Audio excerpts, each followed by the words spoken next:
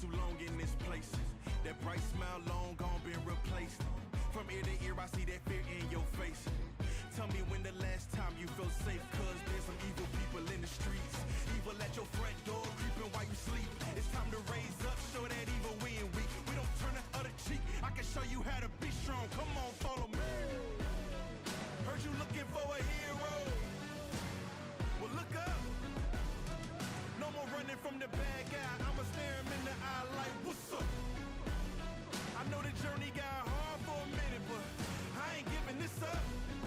Yeah, I got the heart of a champion. If I get knocked down, I get back up. We go through bad days, hard times, low pay, high crime, pathways to a life without sunshine. I'm the lifeline. With this life, I'm gonna be the pipeline, shining in the nighttime. Bet on me to swoop down. I'ma go toe to toe. Already know that I'm never gonna back down. Bet on me to stand tall. I take on anything for my crew. Bet I risk it all. Wicked people in the streets. Corruption in the politics and the police. It's time to raise up. Take a stand against the seat. We won't take a back seat. I can show you how to be strong. Come on, follow me. Heard you looking for a hero. Well, look up. No more running from the bad guy. I'ma stare him in the eye like, what's up? I know the journey got hard for a minute, but I ain't giving this up. Yeah, I got the heart of a champion. If I get knocked down, I get back up. Get back up. Get back up. Get back up. If I get knocked down, I'ma get back up. If I get knocked down, I'ma get back up. If I get knocked down, I'ma get back up. I'ma get back up. I'ma get back up. I'ma. Heard you looking for a hero. Well, look up. Yeah, no more running from that bad guy. Don't worry about it. I'm right here. What's up? I know that journey been hard for you. Okay, I ain't giving up.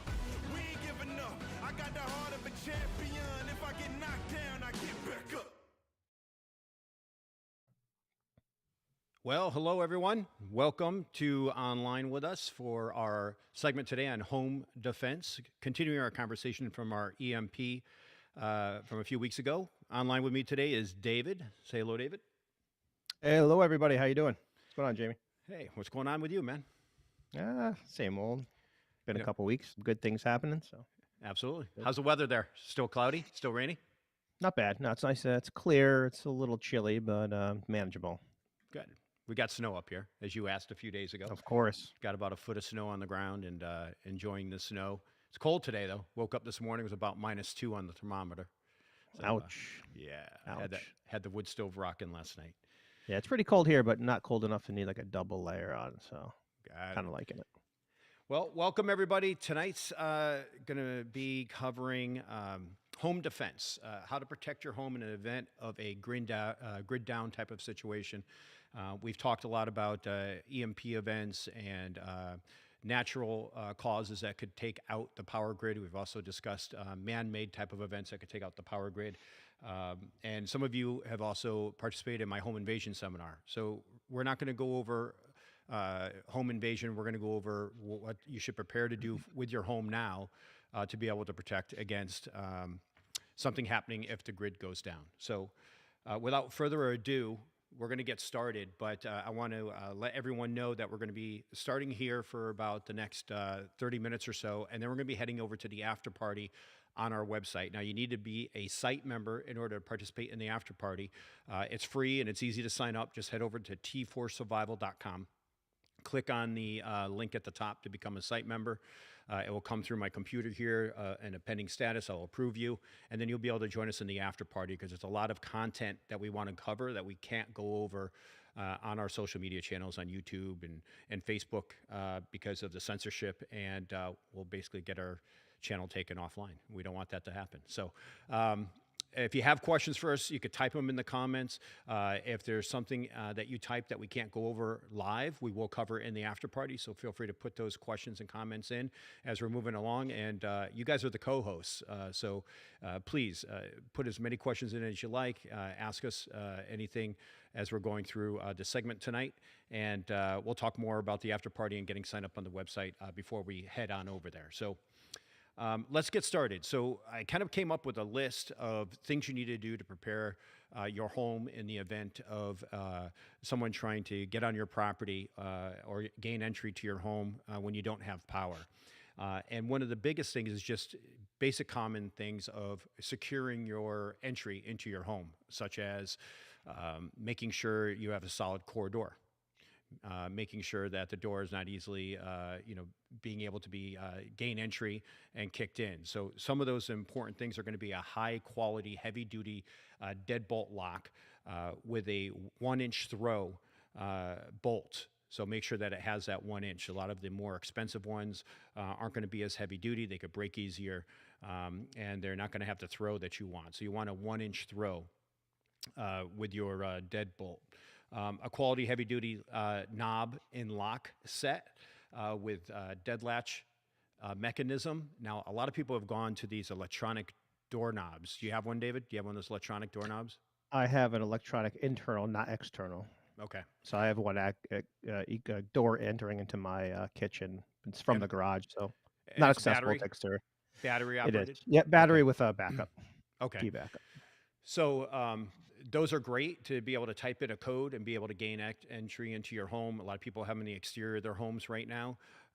In a grid down type of scenario, it's going to work on battery power. In an EMP grid down type of scenario, that's probably going to be fried and not work. So a lot of people I speak with about those electronic locks don't even know where their keys are. You have the manual key. Do you know where your key hmm is? Yep, we have it Okay, in there you go. actually in a lockbox next to it with a code on it, so There you go. it's accessible. There you go. So you want to know that you have a manual key, have some keys hidden around your home. If you have those electronic locks, you can get in. The other thing to keep in mind is depending on the display you have on those electronic locks, it's easy to kind of see the wearing of the buttons you're pushing for your codes to get inside of your home. So keep your display clean and make sure that you are utilizing thought process of if the grid goes down and that gets fried, how are you going to gain entry into your home if all of your entry doors have that electronic mechanism? But I know a lot of people don't want to carry keys anymore. Everything's on the key fob and, Yeah. hmm keyless It's entry. And convenient. it is. It really is. But then when you become too convenient, you kind of Yep. become susceptible to other things that could happen. Yeah. Use a heavy-duty 4-screw strike plate with a minimum of a 3-inch penetration into the wall to get through the frame, through the door. So you want 3 inches minimum with that screw to be able to get that plate locked in really tight into your door frame. All of these things are extremely important. If you buy a lock set nowadays and it comes with a strike plate, the screws are like that long. They're Right? tiny. They're Yeah. really, really tiny. So if someone's kicking in your door, they're just going to fold and they're going to gain entry pretty easily into your home. So 3 inches Yeah. is the way to go. Um, It would for be your highly recommended if you're not handy, get a locksmith and get a locksmith soon and have them install it for you the proper way. Yeah. A lot of people have glass too, trims around their doors. You put a screw in that's too long in the wrong spot, you're going to pop that glass. So Ah, it would be beneficial.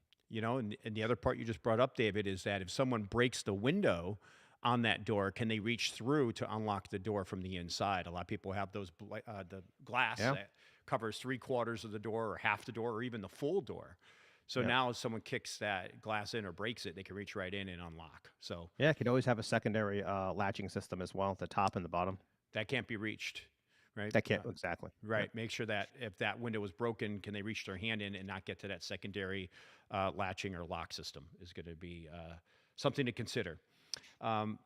For glass sliding doors, windows, vinyl windows, wooden windows, whatever you have in your home, having a secondary locking system is going to be important. So you have the usual locks that come with your windows, but having some type of bar or mechanism that goes inside the window on the side of the frame to lock it, so that if they do pop that lock and they try to lift up, there's another barrier there stopping the lift of the door or the sliding door from opening up. Again, making sure that they can't reach through and grab it, because if you have a big sliding door and you have one of those bars on it and it's a grid down scenario and 3 days have gone by and people are freaking out, they're probably going to break that window to come in. So Yep. how good is it to have those big sliding doors at that point? I would start to think about ways you're going to block that doorway off, like plywood, and some way you're going to board it up. Protect it. Yeah, so that it's a hardened way to come that they can't gain entry. You're not going to be able to use that as an exit either, but harden that entryway and don't use it is going to be important for any big sliders or big windows that you have. You could start thinking about too is adding a protective film. It would help stop, maybe not stop completely, but slow down. Yeah, so we've worked with a company called Layer. They're out of New York. They work the whole tri-state New England area. So if you're watching us from somewhere else in the country, you probably have a 3M authorized person in your area, and we can help you find who that person is. But this Layer product, basically, they can put this film over your window that either is clear or tinted. And it has this frame that goes around your window, goes around your door windows, that gives it extra security as it's pinned to your door. What it does is it slows an intruder down from entering into your home. We've used this for schools, active shooter type of thought process of making it harder for someone to gain entry into school. I have several clients that have installed this product on their homes, and basically you put it on your window, and if someone was to walk up to the window and try to kick it in, rather than just kicking once and the window breaks, they're going to have to kick that window literally for probably 30, 45 minute to gain entry. Which if they're really set on gaining entry into your home, they're probably going to end up getting through after a period of time, but it gives you a lot of time to prepare and engage that threat, hopefully before they enter into your home. There's also a video on our YouTube channel, and it's on the back end of the website for site members to be able to watch the Layer demonstration that we have. We have one that was sent to us from Layer, and then Mike and I and Scott went out to the range and put some rounds through the Layer. Now, the shooting a round through the Layer, it's still going to penetrate and go through. But what people will do, like we saw with Adam Lanza in Newtown, is shoot the window a couple times, kick it, and then it just breaks down. If they put rounds through this film, it's going to just maintain the integrity of the window. There'll be a hole in the window. And then the person goes up and tries to kick it, and it takes several hits to be able to break through it. Now, Mike, as some of you may know, or if you're new to us, you may not know, is how tall is Mike? Like 6'3"? Like 7 feet tall. He looks like a Sasquatch. He's a big dude. He's a big boy. And he put rounds through this window and then was punching it with tactical gloves on with everything he got. And it took quite a few hits for him to start penetrating into that window. And that was set up in our range. So head to our YouTube. I'm actually not sure if that one with Mike is on our YouTube. It might just be on the back end of our site. But all of you that are watching right now should be site members anyway. And when you gain access as a site member to the back end of the site, go to the video library. You'll be able to see the demonstration there. And if you have questions, you can message us. And I'll also put a link in the description to Layer at the end of this video as well, so you can contact them and see what they're all about. So speaking of our viewers, we got a couple comments. Hello to Coyote. We've got Coyote, Lisa. Liza. Liza. Sorry, said that wrong. Oh boy. Wait till I see her. Wait till you see her in May. It's I going know. down. Jennifer. How are you, Jennifer? I haven't talked to you in a long time. Jennifer Birdsley, great to see you online. Awesome. Thank you, everyone, for joining us. Feel free to drop in the comments a hello, and we appreciate you guys and your support and joining us online tonight. So we talked about the secondary device. Also, using anti-lift devices such as through the door pins and upper track screws. So if you have a window that you don't use a lot or a doorway that you don't utilize a lot, you can actually screw it so that the door won't open at all. There'll be a pin going into the frame, and it won't obviously be able to be used, but if there's a window that or an entry into your home that is just something you don't access a lot and you're fine with screwing it shut, you could screw it shut and bolt it shut with these devices. And then obviously if you need to gain entry yourself or we need to use it for whatever reason, you just take the screw out or the device out and be able to use it. But the big point is that if it is a big sliding glass door and we're in this scenario of things going sideways, people are going to probably end up breaking through that window. So you're going to need to barricade that doorway so that it can't gain entry at all. Is going to be very important. So have a plan in mind and start planning now how you're going to be able to accomplish that. I You know, also one put. thing, Go ahead. not to Go ahead, cut you David. off, Jane, but one thing Go. they could start thinking about now is boards. You know, start prepping, having boards, you know, ready to go, and just something easy to access. Right. Maybe in your garage, grab and go. I mean, because that's going to be a crucial point for any household with a double glass door. It's Yeah. going to be a huge concern. I mean, you think about 2, 3 days in, people are going to get restless. The stores will be empty.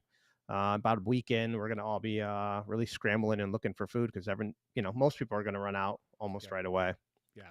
Um, so Having that stuff ahead of time is going to be important. And a lot of people that live in areas that they have hurricanes, they have a lot of plywood already on hand yeah, in case there's a hurricane that hits, and being able to, put those boards up. So same thing in this type of scenario. Have some plywood that's already pre-measured out, ready to go, that you can install and barricade out a door and harden that entryway. Using highly visible beware of dog decals. So let's talk about this for a second. A lot of you have a dog, and if you do and the dog barks, it's very important to not tell it to be quiet. Listen to why it's barking. Maybe your dog barks a lot at small animals and squirrels that run through the yard, but there's a lot of times that they might actually hear something that's outside. And I've had it happen quite a few times in our prior residence in Connecticut, where people were in the yard, dogs started barking, and I paid attention to it and was able to see that there were people either checking the doors on the car or walking through the property because they were committing crimes in the neighborhood. So it's important to listen to your dog if they're making noises, especially in a grid down type scenario. The decals hopefully will keep them away, but I think once we get heavy into this, a few days in, that they're probably going to want to take the dog out. So I would not send the dog out after someone. I would keep the dog, close to you and inside the home, and hopefully the barking deters them. And if you are going to take them out, maybe have them on a leash or, in a some type of device where they're not going to go very far from you and wander off, where you could put them in harm's way. So something to consider. Secure all your windows at night, which if we're in a scenario where you haven't had power for more than 3 days or 4 days, you're probably going to keep your windows closed a lot of the time. And it's going to be important for you to have some type of device that's going to alert you if someone's on your property. So if it's during the day, I recommend a product called Guardline. I use it on my property, where it's basically like a motion sensor, an RF light that shoots between two points, and if anything crosses inside of that line, it will set off an alarm inside the house. And it's just a basic, beeping type doorbell type alarm. You can switch the tones. Is that all electronic? It is, but if you have a backup in a Faraday box, if you have a backup in some type of protected, that's something you can use in this scenario. If it wasn't an EMP type of event and the grid is down for an extended period of time, like the grid is hacked, which is another huge concern. The grid gets hacked. It's not an EMP event, so your electronics are fine, but it's going to be a long period of time, weeks, months, maybe if it's hacked, before they're able to gain control of the system again. So those devices are great, but they run off batteries. So inside my home, there's a plug to communicate with the battery-operated unit that's out on the property. Okay. The battery-operated unit, I've gotten over a year with Wow. the batteries and the rechargeable batteries I put in there, which I have also a description filled out on YouTube of what batteries I recommend. And I've sent many back and tested many different batteries. The batteries I have in there now last a really long time. And the inside unit that plugs into the wall has a battery backup as well. And when it's on battery backup, depending on how much that chime is going off, that lasts, a month or two. So my suggestion to you is, if you're going to go with the Guardline unit, is get rechargeable batteries and some type of solar panel recharging system to be able to use to recharge your batteries. So if it is an extended period of time, you can refresh the batteries inside the unit that's in your home. The one that's outside, you probably won't need to. And there's other ways you can also, non-electronic wise, you can secure your property and see if there's any intruders. Like you can use a tripwire and a simple bell system. There. They also sell these wires that have a little detonator of shoots a blank, so that Right. when you cross the wire, it creates a loud bang. The bang is great because people know that they tripped the wire, and maybe it makes Right. them run off. Whereas with the Guardline, they don't know they crossed the line, and it brings something inside the home. So you have a little bit more of a sneaky approach to being able Yeah. to deal with the people coming on your property. Only Um, downfall of triple line I could see is just having to reset it. Agreed. You know. And visibility. Like the Guardline that I have, they have different colors, but it blends pretty well, and you can't see where it is, where it's located. Tripwire, I guess you could be pretty sneaky about how you set it up, but you have to really, like you said, think about it. And my property, I have a lot of wildlife that comes through. So That could be a problem. it could be a problem for the tripwire, and it could Sure. be even with the Guardline. It tells me it's something's in the yard. Yeah. I got a moose in the yard. I've got deer in the yard. You've got other animals. But in this type of scenario, that tripwire may not work depending on where you live. If you're in a very urban environment and you have a home, maybe the tripwire might work a little bit better depending on how much wildlife you have going through your property. So True. all things to consider. And again, this is an open dialogue. So if you guys have questions or comments and thoughts on what we're recommending here, please drop them in the comments. Let us know. Love to hear your feedback and your thoughts as well, or questions that you might have for us. And fox in the yard. We've got a resident fox in our property. So another thing I recommend is solar powered floodlights, right? Because if we have a no grid scenario, being able to have in the evening time something that illuminates something that walks in front of it. So I have these solar powered floodlights, and it works fantastic, to be honest with you. I get an all night coverage of the light going on and off, even with wildlife, and the light will continue to go off. So solar powered floodlights. I put a link in the description as well on YouTube, so you guys could check out what I would recommend. But at nighttime, no grid scenario, these will be charged, hopefully, if you have enough sun. Even if it's just cloudy for the day, they'll still get a charge. And if something goes in front of those lights during the night, it will illuminate and tell you that something's at those locations. And what I have set up is that my Guardline unit is set up, and then after you cross the Guardline, the next threshold you're going to hit is a light. So I hear the chime go off, ding, ding, ding, and I know within a couple seconds, if it's a wildlife animal, that my light's going to go off a few seconds later, and then bing, the light goes off, and I can see what's there. I also have external cameras on property that are battery operated, but Yeah, that's good. You know what I think a lot of people are, probably thinking is, oh, I have Ring. I've got Ring. It's going to be fantastic. But the reality of that is you lose power. The grid does go down, whether it's EMP or not. If it's non-EMP, they're not going to work. So having an alternate means of exactly what you're talking about is so crucial. yeah, yep. And I looked into the Ring, Arlo, Blink, and all these different units, and a lot of them you have to sign into the app, right? Which you're not going to have access to Nope. be able to view the cameras. And a lot of them are all cloud storage, so it's pretty much useless at that point. Blink Absolutely. offers a local storage unit. Maybe some of the others have come out since I last looked at them, which was probably about a year ago. But some of these units have a local storage where you'll have a little box, and it will communicate not only with your Wi-Fi, but it will communicate with the box too. And every time something goes in front of that camera, it will load to the box. So you have local storage to be able to view what's going on your property. I have that on my system, and it works well when there's no power and you can't get communication with the app outside of the house. Okay. So something to consider if you're going to be installing security cameras, or if you haven't installed yet, is looking into something that offers local storage and accessibility to that local storage if the power is down and you don't have access to the app. Yeah, need battery backups, you need all kinds of stuff. Otherwise, it's going to be useless again. Yeah. Jennifer brings up a good point that the delay to see what's activating the Ring also is too long. And Come I've on, heard that Ring is too. perfect. Ring works great. Oh, come on. So you get to it's watch the video after they so broke into your true. car, they took your stuff, and you I see them know. walking out of your driveway by the So time you sad. log in. Yeah, it beeps and they're driving away. You're like, oh, I got robbed. Look at that. Yeah. There they are. All Yeah, right. very true, Jennifer.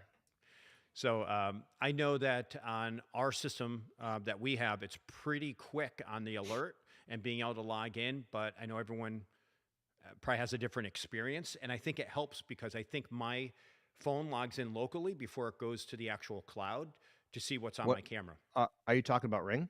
Blink is what I Oh, use. Blink. Okay. Yep. Gotcha. And we just actually updated our cameras, which is pretty cool that it will, as soon as it pings, you have an option to check off. It will use a little bit more battery life, but it will alert you right away and send you a notification. You click the notification, comes on your screen, and immediately opens up the camera.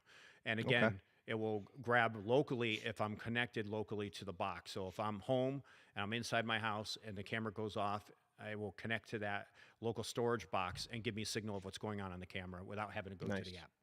So something to consider when you're doing your research. And that was a big selling point for me. I know Ring has outstanding video quality, but not as good as Blink. Blink's still at 1080p. I think you're at 4K or higher on some of the new Ring systems and Arlo systems.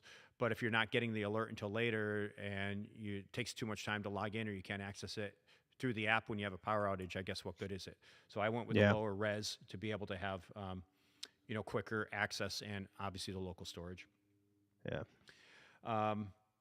Alarm system. So I had a conversation with one of our clients this afternoon and talking about grid goes down, and if it's not an EMP type of event and they're able to arm their alarm system would be a good idea at night so that the motion sensors go off if they're sleeping inside of their home, but having a battery backup. And he said, I've got a battery backup. So great. Did you figure out how you're going to recharge that battery during the day? So that you can arm your system again at night. Now, obviously, it's not going to dispatch out and call anyone, but at least you'll have the motion sensors working inside of your home. So that's something to keep in mind. If you have an alarm system, does it have a battery backup? And if it does, maybe purchase some solar panels that can charge that battery in the off hours during the day when you're not using it to be able to use at night. Or even if you have a generator and you want to run it a couple hours and charge it, some type of a method. Right. And that brings up another good point with the generator is if you're using the generator, I would use it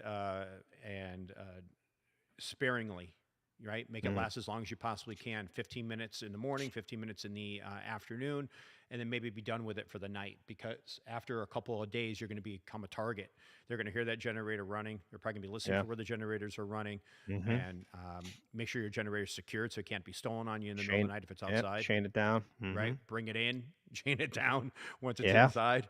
But not running it all night long, not having lights illuminating your house inside of your home at night is going to be important, because everyone's going to say, oh, look at them. They have power. Yeah, huge target. Yeah, huge target. Absolutely. So being smart and thinking things through if this scenario unfolds. Identify your valuables by engraving objects and putting some type of code system on your objects. So if things are stolen or missing and they are ever recovered, you can identify them. Or if the guy's running down the street and you tackle the guy and take him down, you can say, yeah, that's my necklace. That's my my other device that I have marked with an engraving. Photograph all your items of value. Again, grid goes down for an extended period of time. You may not have access to your digital device for photos and all that, so do it now so you can at least identify it. And the thought process here is grid comes back online 6 months, 2 months, 1 week, a year afterwards, and things are starting to come back around. You never know. You might be able to recover some things, and you want to have the identification of things you had, or maybe even put in an insurance claim if that's even going to be a thing once things come back online. If it's even possible. You're not kidding. Who knows? So might take you a year or two to get the insurance claim to go through, but right. So things to consider, and it's not a bad idea, even in a non-grid down type of situation, to have identification of your items and your valuables inside of your home. Are there hiding places next to your home? So stand outside of your home at the driveway, in the back of your yard, from the sides of your yard and your neighbor's property, and look, see if there's easy places for a criminal to hide on your property. So can they hide behind shrubs? Are there trees? Are there areas that would make it easy for someone to hide as you're coming in and out of the house to be able to, come after you or gain access into your home? You know, you walk outside to go put something in the backyard. They're hiding in the shrub. Now they walk inside of your home as you walk out. And if there are easy places to hide, you might want to deal with that now, or have a thought process that if things go sideways, that you're going to remove all of that shrubbery and things that are able to be hidden behind, once it happens. So something to consider. Get to know your neighbors. That's a big one. Now, how well do you trust your neighbors? That's a big one. That's going to be a real big one. An hour in, they're friendly and they're neighborly. Next day, a little friendly, a little neighborly. A couple days later, they don't have some supplies. Not so friendly. Not so friendly. Yeah. And changes the game. It changes the game big time. Drastically. Yeah. So, having a kind of a game plan of what you might do with your neighbors is a good plan to have.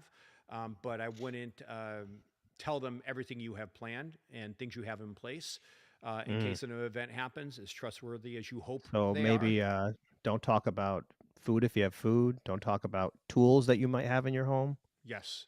You know what I mean? Yes, Um, and we're saying code here because we can't talk about it on our social media channels because watchful eyes are over us, and we don't want to get yeah. our channel taken down or this video getting taken down. So in the after party, we'll dig into those things and those tools a little bit deeper and be uncensored in the back end of the website. So if you haven't signed up, good idea to grab your mobile device while you're watching us on TV or on your mobile or on your laptop or desktop and head over there and sign up as a site member on the website now. So you could join us in a few minutes when we head over there.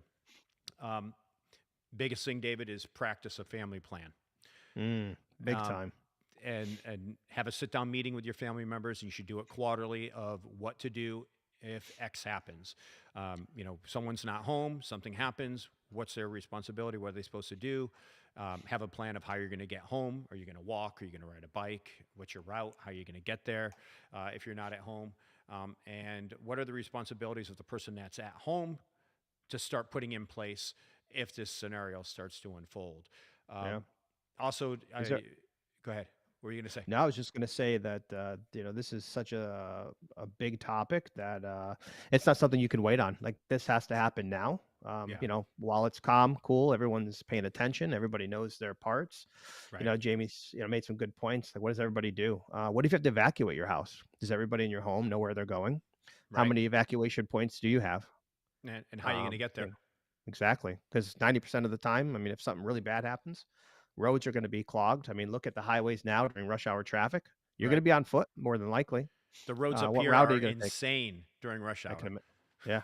Oh, I believe it. Uh, But when you're talking in in the city, it's going to be an absolute nightmare. So having yeah, that plan now is going to potentially save your lives, and you need to communicate to your kids and your spouse, your whatever you have in your life, and start planning that out. absolutely. And something that's important is having a conversation with your kids, not to talk too much about what the family plan is. Neighbor asks them, or neighbors' kids, or friends come over, and Mhm. somehow it just comes up in conversation, or and they're like, "Hey, what are you going to do if such and such happens?" Or "What's your plan if this happens?" Mm. Or just someone asks them a question, and all of a sudden it turns into, "Oh, what's your plan? Where you guys going to go if something happens?" Right? It just Or how are you going to protect yourselves? You're going to have those adult conversations with your kids. It's got to stay in the house. Yeah, and depending on the maturity of your child and how old they are, will Yeah. also depend on how far you take that conversation, right? Yep. And as they And become older and more mature, maybe that's when you kind of let them into the fold a little bit more. But yeah, understand their age and their capabilities, and every child is different. So that's a decision as a parent that you need to be able to make. Um, absolutely. it's a good idea with your neighbors, though, have them keep eyes on each other's property. That's pretty basic and simple, and to alert each other. Having some type of communication system is going to be important as well. And David and Mike and I and a few others, Dave here in town, we've talked about the different types of handheld radios to use. And there's 3 different ones I put in the description on YouTube that we would recommend that you have. And there's 3 varieties there. There's a basically handheld radio, kind of like a walkabout walkie-talkie you get in a retail store, but this comes with a little bit bigger of antenna and a little bit more communication options with it, and programmable channels that you could use. We're looking at, depending on obstruction from antenna to antenna, might be able to get a quarter mile, half mile. I know Mike had mentioned on one of these radios that he was at a peak of one place and another person was at a peak of another place, and he was able to get a couple miles reach, but that was Yeah. with no obstructions on top of a hilltop. Be able to communicate back and forth with one of these types of units. Another option is a GSMR unit, which you're supposed to have a license for those stations through the FCC. It's like $35 for, I think it was a 10-year license. You don't get assigned a channel, but you get assigned to be able to use the frequencies inside of the range that they use for those radios. So that's not a bad idea. But again, it's short range. But Mm. David and I were talking before the show went on. that I guess the benefit to that is that if everyone's on those little talkabouts and ones you buy in a retail Yeah. location, this higher band and frequency might give you a little bit, less congestion or traffic to be able to use the units. So something to Yeah, that consider. that talk about traffic is going to be horrendous. That's for sure. Yeah, especially in an area Yeah, that's highly heavily. populated. Yeah. Yep. And then the next option is a ham radio option. And that you're supposed to have a license, and we'll talk. We're going to dig into all three of these options a lot deeper in the after party, by the way, and cover some things that are going to be important for you to know that we can't go over here on this platform. So make sure you're heading to the after party in a few minutes. But the ham radio option, you can get a license. It's probably it's not probably, it is a lot of studying because I've started looking into it for myself, and a big test you have to be able to take, but that would give you an assigned frequency and a handle to be able to use, and a good way to communicate if the grid goes down and you have your devices protected, right? And you keep your devices in your protected bags for at least 24 to 48 hours Yeah. before using them. So, If so, here's a good point. Think about this. You wake up, there's no power. Okay. So you go flick the switches, nothing happens. Then you grab your phone and your phone's shut off. It doesn't turn back on. At that point, you should start thinking EMP. Something has, shut down our devices. EMP has hit. Do not run to your Faraday box, your bag, and start turning things on or trying to gain access to that stuff. Instead, you got to be patient. You got to wait a minimum of 24 hours before you start accessing those devices and seeing if they would work. Man, that's got to be hell for 24 hours. That 24 Just hours is going to waiting. seem like a week. Yeah. it's like watching paint dry. And I probably wouldn't look at the 24th hour and be like, okay, it's time. I'd Yeah. probably want to wait a little bit longer Yeah. just to be safe, because when an EMP hits, the first initial hit's going to happen, and then all of that that EMP is still in the air, and it's still looking for devices, and it lingers for 24 hours. And David and I were talking that there's actually 3 essential hits that happen within EMP. So you're going to want to wait at least 24 hours before you take those devices out. And again, having the conversation with your family members. If an EMP was to hit and devices aren't working, and mom and dad aren't home, and the kids are home, and they want to communicate because they're scared with their parents, the first thing they're probably going to think, let me grab the radio out of the Faraday bag. And that could put you guys in a situation where once you do get home, you won't have access to use those devices anymore. So it's going to be a really important conversation to have with family members. Yeah, and I mean, if that comes back to, you think about the family planning, even if you have the radio and your spouse or your loved ones are towns away, it's not going to matter anyways because they're not going to work. Right. So letting everybody know what their role is and what they need to do, and hang tight or whatever it might be. Yeah. Yep. Absolutely. All right, so I think we're going to cut things off here because we have a lot to cover in the after party. We're going to sign off of this channel in the future. This is the first time, by the way, we're going to the after party. So you guys are going to be able to test this with us. We're going to sign off of these platforms. It's going to shut down. It's going to take us a minute or two to sign into the back end of the website. But if you head over to the website now, if you're not a site member, you still have plenty of time. Go to t4survival.com. Click the box at the top and sign up to become a site member. It's going to ask us for authorization. We'll authorize you as quickly as we can see it. And once you're logged in as a member, go to the member menu, click on live stream, and from there you'll be brought to the page that's going to be showing us live. If after a minute or two you don't see anything happening there, hit the refresh button so that it's supposed to kick on automatically when we kick in. But for some reason it doesn't. Hit the refresh button, and after a minute or two, if nothing happens after another minute or two, hit the refresh button, and by then you should be able to join us live on the back end of the website. Now, when you're back there, a couple things to keep in mind. You're going to be able to communicate with us through a chat box or little comments, kind of like what you're doing now on the platform. You're going to only be able to communicate with us in the comments if you are on a laptop or on a desktop computer. If you're watching on a mobile device, you're just going to be able to watch. You're not going to be able to communicate, which is fine. But if you're on a desktop or a laptop, you'll be able to communicate. You'll see a little box in the corner. We'll remind you of this once we sign in. Click that box, type in a comment, and you'll be able to communicate with us there. We'll either type a message back to you or we'll talk about it live while we're on air. So anything else, David, before we sign off? No, just glad everybody joined us. I hope you guys come to the back end. And then if you guys get a chance to sign up, it's pretty easy. There's little 3 tabs, top of the screen. Click on that. Members only. You'll click on that and you'll see live stream. I don't know if you can see it. Yep. Yeah, it's on there. Yeah, there we go. Pretty easy. It's not hard to find. Yep. But, We've worked on it a thanks for lot. joining. Yeah.